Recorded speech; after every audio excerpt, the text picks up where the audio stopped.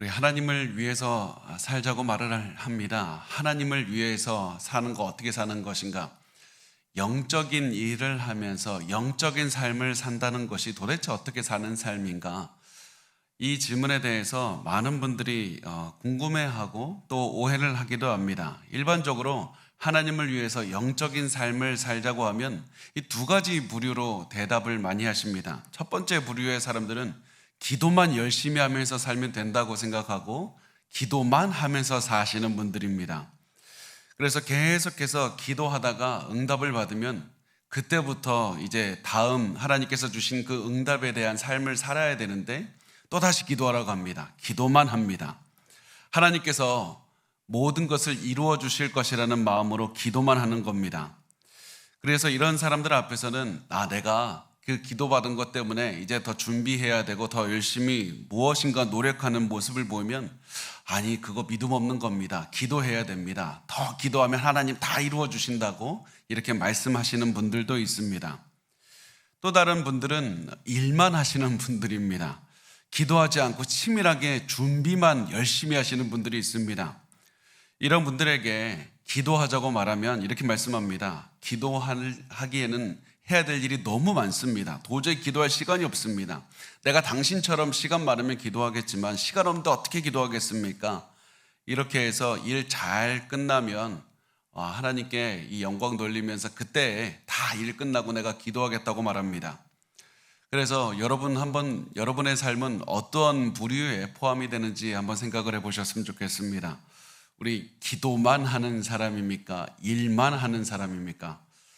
많은 분들은 이 둘 다 안 하고 걱정만 하는 분들이 많은데 우리가 하나님 위해서 영적인 삶을 살기 위해서 필요한 것은 바로 이 두 가지 전부입니다. 기도하고 그리고 받은 응답을 치밀하게 준비하면서 계획하며 살아가는 것, 이 두 가지가 절실하게 필요하다는 것을 기억하셨으면 좋겠습니다. 굳건한 믿음을 가지고 기도하고 마지막까지 최선을 다해서 노력하며 준비하며 일하는 겁니다. 두 가지 중에 지금 하나라도 놓치고 계시다면 굉장히 중요한 것을 놓치고 계시고 하나님이 주시는 능력을 절반만 체험하고 사시는 겁니다. 왜냐하면 하나님께서는 우리의 믿음과 기도와 노력을 사용해서 일하시는 분이기 때문에 그렇습니다. 하나님은 그냥 갑자기 하늘에서 또 기적을 떨어뜨리시는 분이기보다는 우리의 믿음과 기도와 우리의 모든 노력을 사용해서 위대한 일들을 이루시는 그런 하나님이라는 사실입니다. 이 기도와 계획, 믿음과 노력, 이 두 가지를 균형 있게 가지고 있었던 사람이 바로 에스라라는 사람이었습니다. 에스라는 신앙도 건강했고 굉장히 최선을 다해서 살았던 굉장히 성숙한 사람이었습니다. 그래서 우리가 오늘 에스라의 모습을 보면서 우리가 어떠한 마음으로 살아야 되는지 또 문제가 왔을 때 어떻게 극복을 할 수 있는지 이 에스라의 모습을 통해서 우리가 같이 살펴보도록 하겠습니다. 우리가 지난번에 살펴봤듯이 이제 처음에 유다인들이 간 다음에 이제 시간이 80여 년 정도가 지나서 이제 에스라 시대가 왔습니다. 그동안에 이 예루살렘에서 정착한 사람들은 모든 것이 잘 될 줄 알았는데 예루살렘에 갔더니 농사도 쉽게 지어지질 않고 주변 민족들이 힘들게 합니다. 그래서 영적인 삶도 무너지고 경제적인 삶도 무너지고 굉장히 힘들게 살고 있었습니다. 이런 예루살렘에 대한 소식을 들은 에스라가 안 되겠다. 내가 예루살렘에 가서 영적인 개혁을 시도해야 되겠다. 다시 세워야 되겠다. 이런 하나님의 부르심을 깨닫고 예루살렘으로 돌아가기로 결심합니다. 그래서 그 사실을 이제 페르시아 왕과 대화를 하고 페르시아 왕은 이제 에스라를 포함해서 바벨론에 있는 유다인들이 예루살렘으로 돌아갈 수 있도록 허락해 줍니다. 그리고 그 소식을 듣고 예루살렘으로 돌아가기로 한 사람들은 에스라 주위로 몰려들게 됩니다. 그리고 오늘 8장은 에스라와 함께 돌아가기로 한 사람들의 명단으로 이제 시작을 합니다. 에스라 8장 1절과 2절 같이 한번 읽어보겠습니다. 8장 1절과 2절 시작. 아닥사스다 왕이 왕위에 있을 때 나와 함께 바벨론에서 올라온 족장들과 그들의 계보는 이러하니라. 비느하스 자손 중에서는 게르솜이요 이다말 자손 중에서는 다니엘이요 다윗 자손 중에서는 핫도스요. 우선 이 순서를 봐야 되는데 이 순서가 제사장 먼저 기록하고 그 다음에 왕족이고 일반인들 이렇게 순서로 기록을 하게 됩니다. 그래서 우선 제사장들부터 기록을 하게 되는데 비느하스와 이드말의 후손 게르솜과 다닐 이 두 사람들 기록을 하는데 이 제사장 먼저 기록한 이유는 이 에스라가 보기에 종교적인 목적이 가장 컸기 때문입니다. 영적으로 이 가라앉은 이 공동체를 다시 세우기 위해서 가는 것이었기 때문에 제사장부터 쓰고 왕족을 쓰게 됩니다. 그리고 그 왕족이 누구냐? 왕족은 핫두스라고 2절 마지막에 기록을 하고 있습니다. 우리가 여기서 잠시 이제 집중해서 보고 싶은 것이 핫두스. 근데 이 핫두스가 그냥 핫두스가 아니라 다윗 자손 중에서는 핫두스라고 말을 합니다. 왜 다윗 자손이라는 말을 합니까? 그 이유가 무엇이냐면 하나님께서 하신 말씀 때문에 그렇습니다. 사무엘하 7장 13절의 말씀을 합니다. 그는 내 이름을 위하여 집을 건축할 것이요 나는 그의 나라 왕위를 영원히 견고하게 하리라. 하나님께서는 다윗의 자손에게 성전을 짓고 다윗 자손이 영원히 왕이 되어 다스리게 하실 것이라고 말씀을 하셨습니다. 그런데 결국 다윗 자손들이 다스리던 남유다 땅이 무너지지 않았습니까? 그 다음에 다윗의 자손들이 다스리지를 못하고 있는 겁니다. 이렇게 해서 하나님의 언약이 성취되지 않고 하나님께서는 언약을 성취할 수 없는 분인가? 하나님께서는 성취를 안 하시는 분인가? 이런 여러 가지 궁금함을 가지고 있을 때 하나님께서는 이렇게 말씀을 하고 있는 겁니다. 다윗 자손 중에서는 핫두스요. 다윗 자손이 너희가 보기에는 잊혀진 것 같아도 하나님은 계속해서 일하고 계시다. 하나님께서는 다윗 자손들을 계속해서 살려주고 계시고 결국 시간이 지나서 예수 그리스도 다윗의 자손이 되어 태어나게 하신 다음에 영원히 다스리게 하실 것이다. 그래서 하나님께서는 이 짧은 다윗의 자손, 이 짧은 망골을 통해서 무엇을 말씀을 하냐면 이스라엘 민족이 페르시아 밑에서 어떠한 빛도 없이 어두움 가운데서 시간을 보내고 있는 것 같을 때에도 하나님께서는 하나님의 언약을 이루어가고 계신다. 하나님은 다윗의 자손을 끊임없이 이어지게 하고 계신다. 에스라가 지금 우리에게 강조하고 있는 겁니다. 아무리 우리가 상황이 어렵고 우리가 이해하지 못할 것 같은 상황이라 할지라도 믿음의 눈을 가지고 하나님을 바라보라고 하나님께서는 지금도 일하고 계시다는 사실을 말씀을 하고 있는 겁니다. 에스라가 가지고 있던 시각이 이거였습니다. 단순히 에스라가 그냥 기도 열심히 하고 그냥 열심히 살았던 사람이라는 그것보다 먼저 하나님께서는 지금도 역사하신다. 내가 바라보지 못하는 그 순간에서도 역사하시는 하나님을 믿었기 때문에 기도했던 것이고 그 하나님을 믿었기 때문에 최선을 다해서 살아갔던 겁니다. 우리가 이 신앙에서 절대로 흔들려서는 안 되는 것입니다.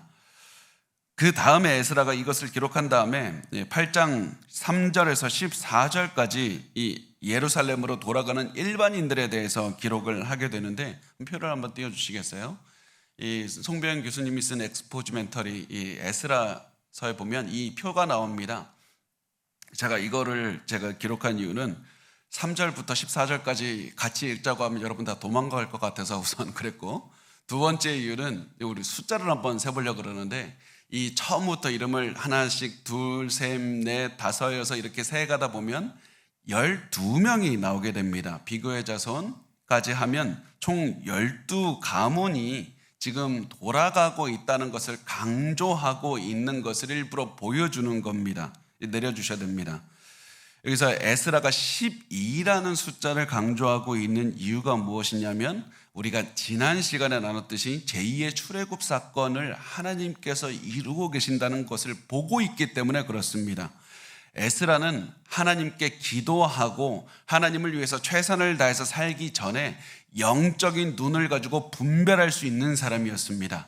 어떻게 이렇게 분별합니까? 에스라가 이것은 출애굽 사건을 잘 알고 있었다는 것을 보여줍니다. 하나님 말씀을 제대로 공부하고 연구하고 묵상하며 하나님의 말씀을 자기의 인생으로 살았던 사람이었기 때문에 자기 삶에서 이루어지는 것들을 영적인 눈으로 분별할 수가 있었던 겁니다.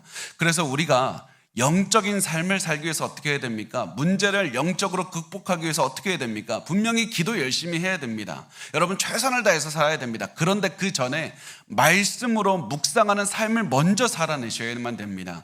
항상 에스라처럼 말씀으로 우리의 마음을 가득 채우고 말씀을 묵상하고 어떻게 이것이 어떤 의미인지 아셔야만 이것이 우리의 삶이 되어야만 우리가 더 나은 삶의 그 영적인 삶을 더욱더 살아갈 수가 있다는 겁니다. 그래서 보면 이제 에스라가 12가문이 지금 떠나고 있다. 일반인들 12가문이 떠나고 있다는 사실을 강조하면서 이제 제2의 출애굽이 이루어지고 있다는 사실을 이제 강조하면서 하나님 일하고 계신다. 이것을 강조를 하게 되는데 이때 이제 에스라가 쓴 이제 사람들 다 한번 세어보면 성인 남자가 1513명이 됩니다. 그리고 여기에 그러니까 아내들과 또 아이들을 포함하면 5,000명 정도가 되는 사람들이 예루살렘으로 돌아가고 있을 것이라고 다들 추정을 합니다. 자, 이제부터 중요한 게 뭐냐면 에스라가 이 많은 사람 5,000명이라는 사람들을 어떻게 한 마음으로 만들 것인가, 또 이제 예루살렘으로 돌아가기 위해서는 4개월을 걸어야 되는데 아기들도 걷고 노약자들 다 걸어야 되는데 이 4개월 동안의 여행을 어떻게 준비를 했는가, 그것을 보게 됩니다. 에스라서 8장 15절은 말씀을 합니다. 내가 무리를 아하와로 흐르는 강가에 모으고 거기서 3일 동안 장막에 머물며 백성과 제사장들을 살핀즉 그 중에 레위 자손이 한 사람도 없는지라. 유프라테스 강이 바벨론 한 중심으로 흐릅니다. 그런데 유프라테스 강으로부터 시작되는 많은 샛강들도 있고 인공수로들도 있고 막 그렇게 되는데요. 아하와 강은 유프라테스 강에서 나오는 많은 샛강, 그 지류 중에 하나였습니다. 그리고 에스라는 일부러 아하와 강가에 있는 넓은 평지, 많은 사람들이 한꺼번에 모일 수 있는 평지에 사람들을 모으게 했던 겁니다. 에스라가 이곳으로 사람들을 모은 이유는 여기에서부터 시작해서 이 물길을 따라 이동하려고 했기 때문입니다. 당시는 많은 사람들이 이제 이동하기 위해서 또 멀리 이동하기 위해서는 물이 필요했기 때문에 물 옆으로 일부러 사람들을 모아서 같이 출발하려고 했던 겁니다. 여러분 이 장소에 모인 5,000명의 사람들 한번 상상을 한번 해보시겠어요?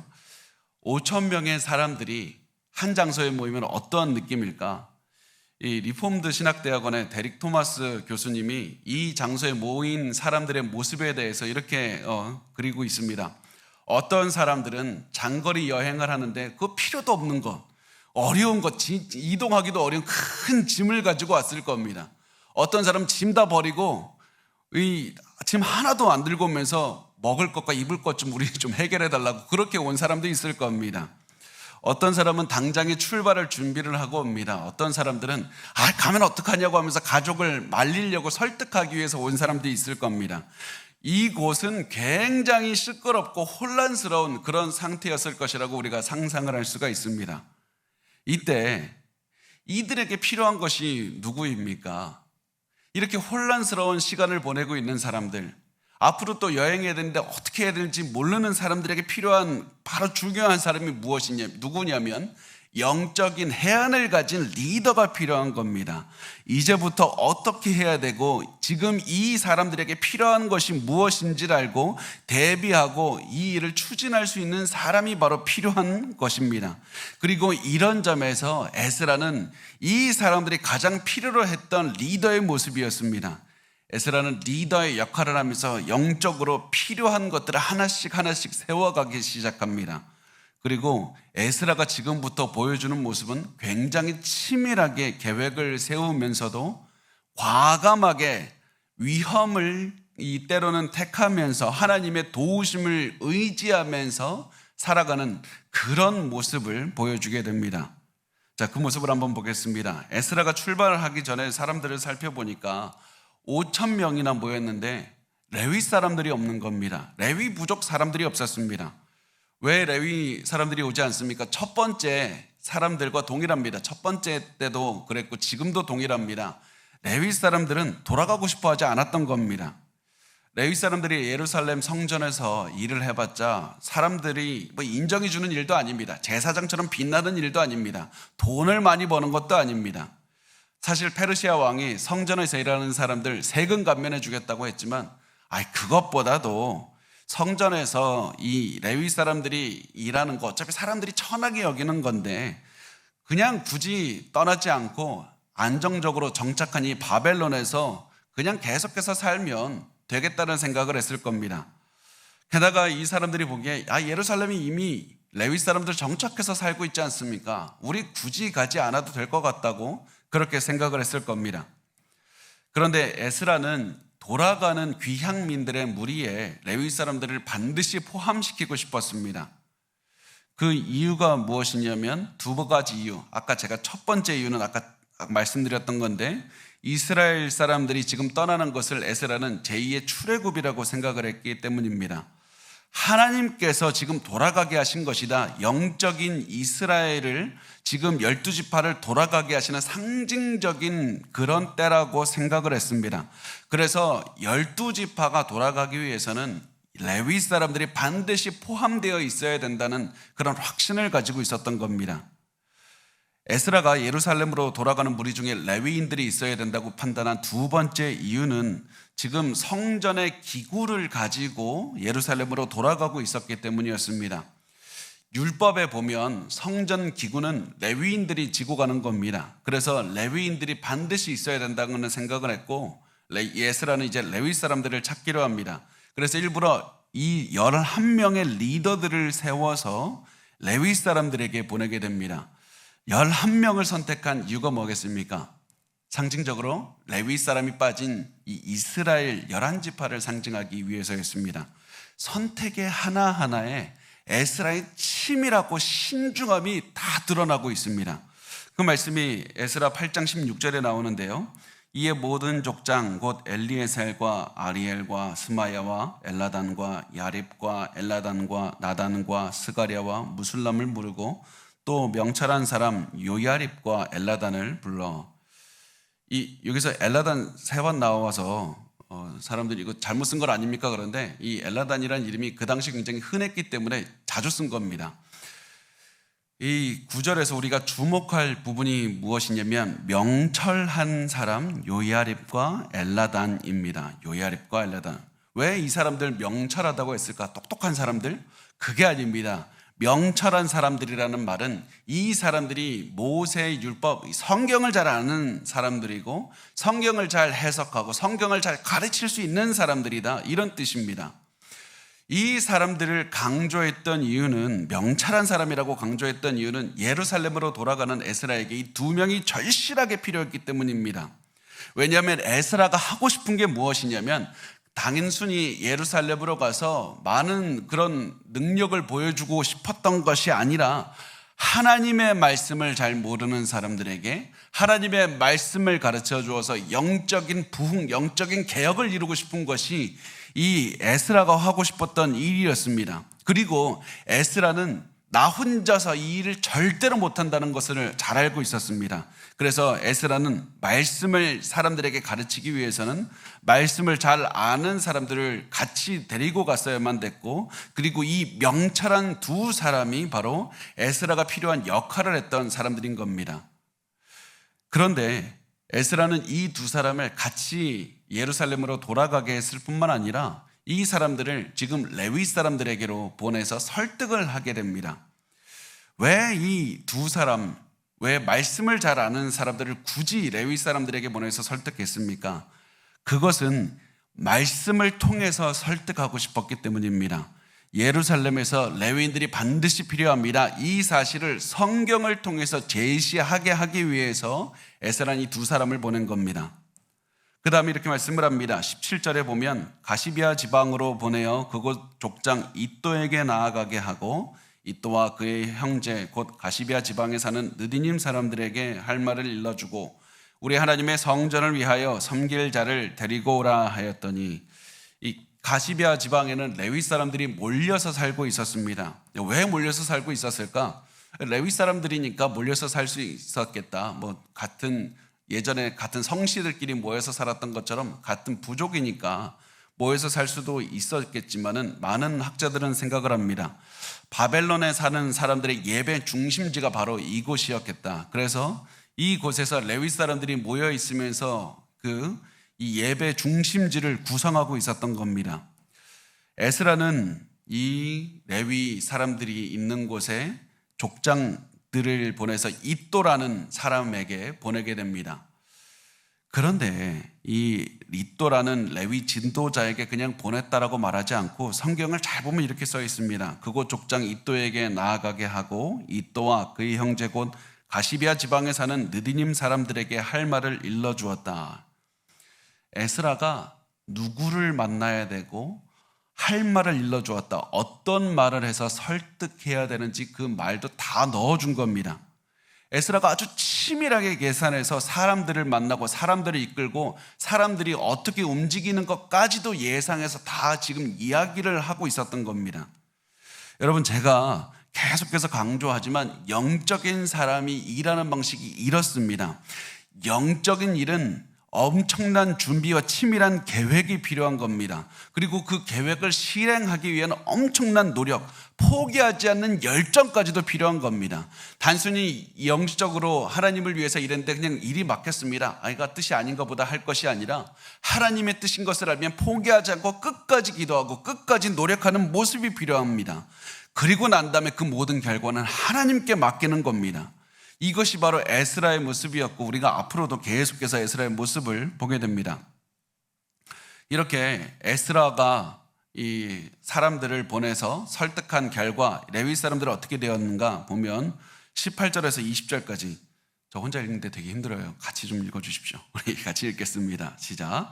우리 하나님의 선한 손에 도우심을 입고 그들이 이스라엘의 손자 레위의 아들 말리의 자손 중에서 한 명철한 사람을 데려오고 또 세레바와 그의 아들들과 형제 18명과 하시베아와 무라리 자손 중 여시야와 그의 형제와 그의 아들들 20명을 데려오고 다윗과 방백들이 레위 사람들을 섬기라고 준 느디님 사람 중 성전 일꾼은 220명이었는데 그들은 모두 지명받은 이들이었더라. 아멘. 이 레위 사람 38명이 에스라를 따라 예루살렘 가겠다고 이제 자원하게 됩니다. 그리고 레위 사람 외에도 성전 일꾼 220명이 이 추가로 모집할 수가 있었습니다. 이 성전 일꾼들이 누구냐면 레위 사람들을 도와서 일하는, 레위 사람보다 더 사람들이 천하게 여기는 일을 하는 사람들이었습니다. 하나님의 말씀을 가지고 열심히 이 치밀하게 계산해서 일했더니 그 결과 이렇게 많은 사람들이 하나님을 섬기겠다는 일념 하나로 출발하게 될 수가 있었던 것이었습니다. 에스라는 이 모든 일들이 이루어지는 것을 보고 하나님의 인도하심을 체험했습니다. 잘 생각해 보세요. 에스라가 이렇게 생각할 수 있었습니다. 내가 왕 만나서 얘기했지 않는가? 내가 이렇게 똑똑한 머리로 이렇게 엄청나게 꼼꼼하게 준비한 다음에 그랬기 때문에 이 모든 것이 이루어졌다라고 말하면서 야, 이거 내가 했다, 내가 수고해서 다 이루어냈다고 할 수가 있었습니다. 그런데 에스라가 18절에서 이렇게 말씀합니다. 우리 하나님의 선한 손에 도우심을 입었다. 모든 것이 하나님께서 한 것이다. 이것이 바로 에스라가 가졌던 영적인 삶의 모습이었습니다. 나는 최선을 다했지만 그 결과는 하나님께 돌리는 것이 에스라의 모습이었습니다. 내가 아무리 노력해도 실패할 수가 있고 아무리 치밀하게 준비했다고 해도 완벽할 수가 없는 겁니다. 어떻게 5,000명이 모이는 것을 에스라 혼자서 완벽하게 준비할 수가 있겠습니까? 그래서 이 모든 것들을 보면서 에스라는 또 한 번 느낍니다. 이 모든 것들을 진행하게 하시는 분은 하나님이시다.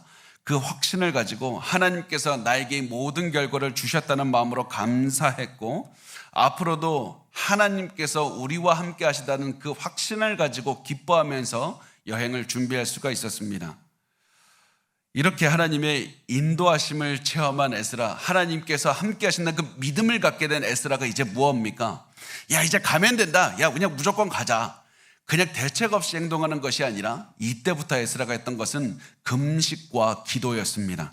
절대 방심하지 않았고 또다시 하나님을 다 의지하게 만들기 위해서 모두 금식 기도하자고 선포를 했던 겁니다.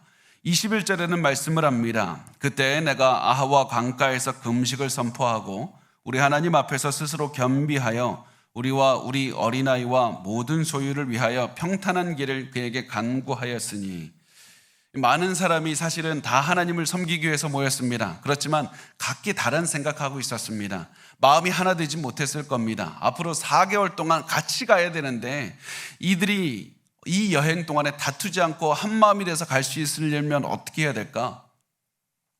또 지금처럼 하고는 다르게 그 당시에는 이 강도를 만나기가 굉장히 쉬웠습니다. 그래서 에스라가 모든 백성이 하나님 앞에서 겸손한 마음으로 모으기를 원했고, 여행하기 전에 전적으로 하나님께 의지하게 만들기 위해서 모든 백성에게 금식 기도하라고 했던 겁니다. 이것이 바로 에스라의 자세입니다. 우리가 계속해서 나눕니다. 에스라는 엄청나게 꼼꼼하게 준비하면서 하나님께 엄청난 기도로 의지했던 사람이었습니다. 그런데 사실은 에스라가 모든 백성에게 금식 기도하자고 했던 데는 한 가지 이유가 더 있었습니다. 그 고민이 있었는데 그게 다음 구절에 나옵니다. 22절과 23절 우리 같이 읽겠습니다. 시작. 이는 우리가 전에 왕에게 아뢰기를 우리 하나님은 손은 자기를 찾는 모든 자에게 선을 베푸시고 자기를 배반하는 모든 자에게 권능과 진노를 내리신다 하였으므로 길에서 적군을 막고 우리를 도울 보병과 마병을 왕에게 구하기를 부끄러워하였습니다. 그러므로 우리가 이를 위하여 금식하며 우리 하나님께 간구하였더니 그의 응낙하심을 입었느니라. 이 에스라가 왕에게 많은 재물을 받아가지고 가고 있습니다. 그랬기 때문에 강도의 표적이 되기가 굉장히 쉬웠습니다. 게다가 이 사람들이 일반 백성들이고 군인이 아니지 않습니까? 이런 상황에서 에스라가 해야 됐던 것은 왕에게 군대를 좀 보내서 우리 도와달라고 하는 겁니다. 우리를 호위해 주십시오. 최소한 저 보물이 빼앗기진 않도록 우리 저 보물이라도 지켜달라고 요청하는 것이 상식이었습니다. 그리고 에스라가 왕에게 군대를 보내달라고 했으면 아닥사스다 왕은 당연히 보내줬을 겁니다. 아니, 어떠한 학자들은 말합니다. 아닥사스다 왕이 먼저 에스라에게 군대 보내주겠다고 먼저 이야기를 했을 것이라고 이렇게 생각하기도 합니다. 그런데 에스라는 차마 우리에게 군대 보내달라는 말을 할 수가 없었습니다. 그 이유가 자신이 한 말 때문이었습니다. 에스라는 왕에게, 아닥사스다 이 페르시아 왕에게 하나님은 반드시 하나님을 믿는 사람을 지켜주십니다, 이렇게 공공연하게 말했기 때문이었습니다. 아마 이 상황이 어떻게 됐나 생각을 해보면 아닥사스다 왕은 에스라에게 야, 페르시아에서 섬기는 많은 신들이 있어서 우리 잘 되고 있다, 이렇게 말했을 것이고, 에스라는 그 말을 듣고 하나님을 가장 높이는 말을 했을 겁니다. 하나님만을 높이기 위해서 하나님은 하나님을 의지하는 백성을 지켜주신다고 말했을 겁니다. 그렇게 호언장담했는데 이제 와서 왕에게 우리 강도당할 줄 모르니까 지켜주십시오, 이렇게 말하기가 너무 이게 말을 할 수가 없었다는 겁니다. 그래서 아까 제가 언급했던 리폼드 신학대학원의 데릭 토마스 교수님이 이 주석에서 에스라가 몰래 이렇게 기록했을 것 같다고 이렇게 하면서 그 에스라의 기도 내용을 본인이 상상해서 한번 이렇게 썼습니다. 제가 한번 옮겨보겠습니다. 주님, 제가 아까 거기서 한 말은 하지 말았어야 됐는데요. 그렇게 흙과 백으로 나누어서 말하지 않았어야 됐습니다. 그런데 제가 그렇게 말했습니다. 이제는 하나님의 명예가 달려있게 되었습니다. 만약 제가 물러나서 도움을 요청하게 된다면 저는 하나님의 능력을 믿지 않는 것처럼 보일 겁니다. 하나님은 페르시아에 있는 다른 모든 신들 중에 하나로 보일 겁니다. 하나님, 제 경솔함을 눈 감아 주시고 하나님이 언약의 하나님이라는 사실을 보여주시옵소서. 실수하고 어리석은 당신의 백성과 그 백성에게 하나님께서는 언약을 지키시는 하나님이라는 사실을 보여달라고 아마 그렇게 기도했을 것이라고 그렇게 말을 합니다. 그리고 이게 제 기도기도 합니다. 저도 이렇게 계속해서 기도하고 하나님, 제가 말실수했습니다, 하나님 제발 들어달라고 그렇게 기도할 때가 많았습니다. 여러분, 에스라의 모습을 보면서 우리가 반드시 알아야 되는 것은 에스라도 엄청나게 똑똑하고 엄청나게 꼼꼼하고 엄청나게 전략적으로 준비했던 사람이지만 동시에 하나님을 믿고 의지하고 살았던, 기도했던 사람이었다는 겁니다. 그리고 에스라는 이 기도를 혼자 하지 않고 우리 다 같이 금식 기도하자고, 하나님께 우리 도움을 요청하는 기도하자고 그렇게 해서 다 같이 금식을 통해서 이 자리에 모인 모든 사람이 자신의 연약함을 고백하고 하나님께 도움을 구했습니다. 모든 적들로부터 지켜달라고 하면서 하나님께 간구했고 에스라는 믿음을 가지고 군대 없이 출발하게 됩니다. 그런데 여기서 반드시 제가 말씀을 드리고 싶은 게 있습니다. 에스라는 군대 없이 출발했습니다. 그런데 에스라의 이런 모습만이 믿음 있는 모습은 아니라는 겁니다. 에스라는 하나님을 믿고 자기가 한 말 때문에라도 군대 도움 없이 여행을 떠났지만 뒤에 나오는 느헤미야는 군대 도움을 받았습니다. 느헤미야 2장 9절 말씀을 보면 군대 장관과 마병을 보내어 나와 함께 하게 하시기로 내가 강서쪽에는 총독들에게 이르러 왕의 조서를 전하였더니 이 느헤미야는 군대 도움을 받았습니다. 에스라와 느헤미야 모두가 다 기도와 믿음의 사람이었고 믿음을 가지고 행동했습니다. 그렇지만 삶에 선택하는 것이 달랐던 겁니다. 그래서 우리가 반드시 기억해야 될 것은 에스라처럼 군대 없이 위험을 무릅쓰는 것만이 믿음의 모습은 아니라는 겁니다. 에스라처럼 군대 없이 갈 때도 있습니다. 느헤미야처럼 군대 도움을 받을 때도 있습니다. 하나님께 똑같은 사람이 기도해도 여러 가지 다른 상황에 따라서 하나님은 다른 응답을 주실 수도 있고 사람에 따라서 응답이 다를 수도 있습니다. 우리에게 중요한 것은 무엇이냐면 어떠한 것이 믿음 있는 행동이다 그러면서 획일적으로 하는 것이 아니라 항상 하나님의 말씀에 우리 자신을 가득 채우고 기도하면서 살면서 하나님께서 주신 말씀에 순종하며 살면 된다는 겁니다. 하나님께서 기도한 대로 응답을 주신 대로 내가 살면 하나님께서 반드시 선한 뜻대로 인도하실 것이다. 이 믿음을 가지고 살면 된다는 것이 우리가 반드시 기억해야 되는 것이지 어떠한 이 사람은 믿음 없어서 이렇게 행동하지 못한다 이렇게 판단할 것이 아니라 하나님께 순종하는 것이 가장 중요하다는 것을 기억하시기 바랍니다. 이렇게 에스라가 기도했더니 어떤 결과가 왔습니까? 23절에 보면 우리 하나님께 간구하였더니 그의 응낙하심을 입었느니라 이렇게 말씀을 합니다. 하나님께 기도했더니 하나님 응답하셨다. 하나님 우리의 기도를 들어주셨다. 이 기도 이렇게 말하는 겁니다. 사실 너무 허무하지 않습니까? 이렇게 길게 얘기했는데 그냥 하나님께서 이렇게 길게 얘기를 했으면 하나님 어떻게 나에게 응답하셨고 어떻게 인도하셨고 어떤 느낌이 들었고 어떤 사람들이 몰려들었고 이것을 자세하게 기록하는 것이 당연하게 보이는데 에스라는 굉장히 간단하게 말합니다. 하나님이 우리의 기도를 들으셨다. 이렇게 말한 이유는 이것만으로 충분했기 때문입니다. 하나님께서 우리의 기도를 들으셨다. 이 확신을 가지고 하나님의 인도하심을 분명히 체험했고 그리고 그것을 체험한 순간 모든 것은 하나님께서 이루어 주신다는 그 믿음의 가지고 고백하는 것 그것만으로 충분했기 때문입니다. 하나님은 이제부터 분명히 인도하신다. 하나님께서 인도하신다는 기도의 응답을 받은 에스라는 이제부터 또 중요한 것을 합니다. 이제 가자라고 했던 것이 아니라 자신의 의무를 또한 위임하면서 일을 하나씩 또 처리하게 됩니다. 일하는 데 있어서 굉장히 치밀한 에스라의 모습이 보이게 됩니다. 24절부터 30절까지인데 제가 한번 읽어보겠습니다. 그때 내가 제사장의 우두머리들 중 12명 곧 세레비아와 하사비아와 그의 형제 10명을 따로 세우고 그들에게 왕과 모사들과 방백들과 또 그곳에 있는 이스라엘 무리가 우리 하나님의 성전을 위하여 드린 은과 금과 그릇들을 달아서 주었으니 내가 달아서 그들 손에 준 것은 은이 650달란트요 은그릇이 100달란트요 금이 100달란트며 또 금잔이 20개라 그 무게는 1000다리기요 또 아름답고 빛나 금같이 보배로운 놋그릇이 2개라 내가 그들에게 이르되 너희는 여호와께 거룩한 자요 이 그릇들도 거룩하고 이 은과 금은 너희 조상들의 하나님 여호와께 즐거이 드린 예물이니 너희는 예루살렘 여호와의 성전 골방에 이르러 제사장들과 레위 사람의 우두머리들과 이스라엘의 족장들 앞에서 이 그릇을 달기까지 삼가 지키라. 이에 제사장들과 레위 사람들이 은과 금과 그릇을 예루살렘 우리 하나님의 성전으로 가져가려 하여 그 무게대로 받으니라.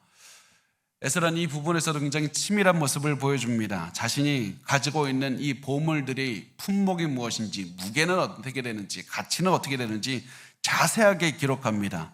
그 다음에 이 물품을 위임하면서 이 운반하는 사람에게 위임하게 되는 겁니다. 굉장히 전략적으로 움직이는 것을 보게 됩니다. 에스라는 바벨론을 떠나기 전에 지도자들에게 이 모든 헌물을 맡기고 사용할 용도를 알려준 다음에 이들에게 이 예루살렘에 도착한 다음에 이들이 직접 이 모든 물품을 전달하게 합니다.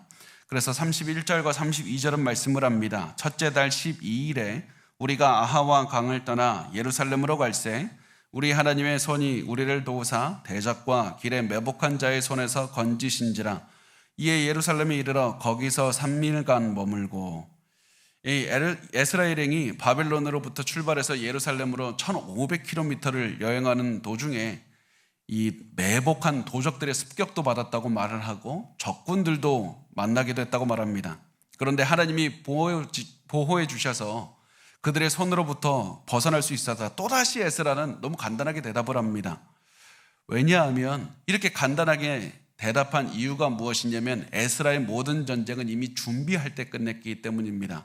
이것이 우리가 영적인 전쟁을 하는 모습입니다. 영적인 전쟁은 분명히 그 여행이 굉장히 힘들게 됩니다. 그러나 그 모든 전쟁의 승패는 전쟁 전에 끝나게 됩니다. 전쟁 전에 하나님의 말씀을 분별하고 기도하며 믿음으로 살아갔는가, 믿음으로 준비했는가, 여기에서 승리했다면 나머지 것들도 다 이겨낼 수가 있는 겁니다. 그런데 하나님 앞에 제대로 준비하지 못하고 성급하게 그냥 행동으로 아니면 하나님께서 주신 그 모든 일들을 치밀하게 열심히 준비하지 못하고 그냥 기도만 하면서 있게 된다면 우리가 중요한 것들을 놓칠 가능성이 너무나도 많다는 사실입니다. 이렇게 해서 에스라의 모습을 통해서 믿음과 기도와 함께 치밀한 준비하는 모습이 너무나도 중요하다는 것을 계속해서 보여주고 있습니다. 우리 마지막으로 33절에서 36절까지의 말씀을 우리 같이 읽겠습니다. 시작. 제4일에 우리 하나님의 성전에서 은과 금과 그릇을 달아서 제사장 우리아의 아들 무레못의 손에 넘기니 비느하스의 아들 엘르아살과 레위 사람 예수아의 아들 요사밧과 빈누이의 아들 노야다가 함께 있어 모든 것을 다 세고 달아보고 그 무게의 총량을 그때 기록하였느니라. 사로잡혔던 자의 자손 곧 이방에서 돌아온 자들이 이스라엘의 하나님께 번제를 드렸는데 이스라엘 전체를 위한 숫송아지가 12마리요 또 수량이 96마리요 어린 양이 77마리요 또 속죄제의 수렴소가 12마리니 모두 여호와께 드린 번제물이라. 무리가 또 왕의 조사를 왕의 총독들과 유브라데강 건너편 총독들에게 넘겨주매 그들이 백성과 하나님의 성전을 도왔느니라. 이제 유다 백성들이 돌아온 다음에 예루살렘에 도착한 지 4일째 되는 날에 이 예루살렘으로 돌아온 제사장들이 바벨론에서 가져온 예물들을 다 넘겨주게 됩니다. 그러면서 바벨론을 떠나기 전과 후가 이게 다 액수가 처음에 출발할 때와 똑같은지 그것을 하나하나 맞는지 기록하면서 장부에 기록을 합니다. 이것을 통해서 이 수량이 다 똑같지 않느냐, 이것을 하나하나 기록하는 것을 통해서 우리에게 무엇을 말씀을 하고 있냐면 두 가지를 알 수가 있는데, 첫 번째가 무엇이냐면 에스라의 친밀함입니다. 에스라는 하나님께서 맡겨주신 일들을, 영적인 일들을 하는 사람이었지만 결코 대충하지 않고 굉장히 치밀하고 계획적으로 일을 처리했습니다. 두 번째는 하나님의 도우심입니다. 하나님께 기도하면서 모든 일들을 처리했더니 단 하나도 보물을 잃어버리지도 않았고 없어지지도 않고 모든 것을 착오 없이 다 전달할 수가 있었다. 하나님께서 지켜주셨다. 이것을 볼 수가 있습니다. 이렇게 한 다음에 에스라는 하나님께 예배를 드립니다. 에스라가 이곳에 온 이유가 예배를 드리기 위해서였기 때문에 이제 예배를 드리는 모습으로 8장이 끝이 나게 되는데, 이때 에스라가 드린 제물을 보면 한 가지 특징이 있습니다. 12배수로 이 제물을 드렸다는 것을 볼 수가 있습니다. 숫송아지가 12마리고 수량이 96마리인데 12 곱하기 8이죠. 그리고 어린 양, 이거 77마리, 어린 양은 좀 예외인데 순염소가 12마리였습니다. 이렇게 해서 어린 양을 제외하고는 다 12배수로 드렸습니다. 계속해서 12를 강조했던 이유는 이 에스라가 영적인 것을 또다시 강조하고 있기 때문에 그렇습니다. 12는 이스라엘 모든 민족을 의미하고 있기 때문에 하나님, 우리가 이스라엘 모든 민족이 하나님 앞에 나와서 하나님께 예배를 드립니다. 이것을 상징적으로 12개의 그 제물을 통해서 보여주고 있는 겁니다. 그렇게 한 다음에 에스라는 왕에게서 받은 칙령을 왕의 총독들, 그 지역을 다스리는 총독들에게 보내줍니다. 그래서 그 칙령을 받은 페르시아 관료들이 매우 협조적으로 유다 백성들을 도와서 성전을 잘 유지되도록 했던 겁니다.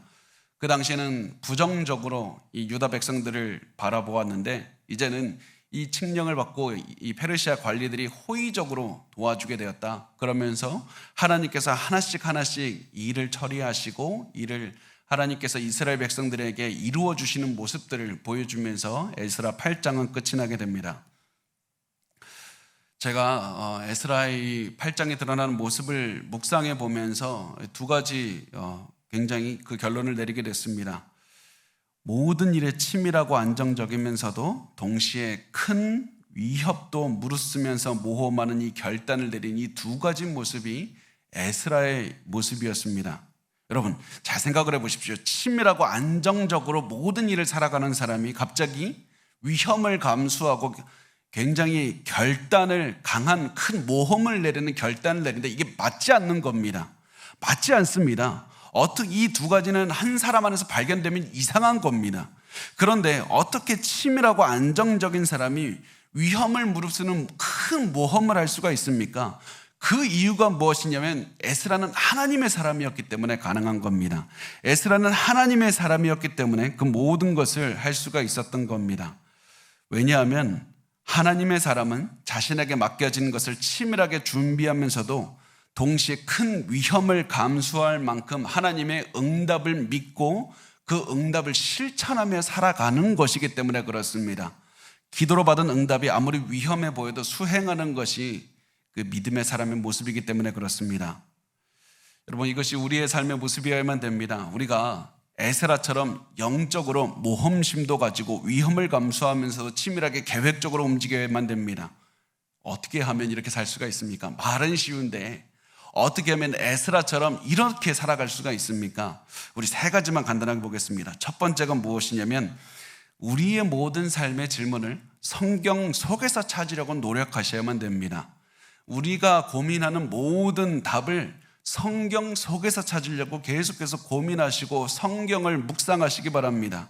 왜냐하면 말씀을 통해야 무엇이 옳은지 그른지 알 수 있기 때문에 그렇습니다.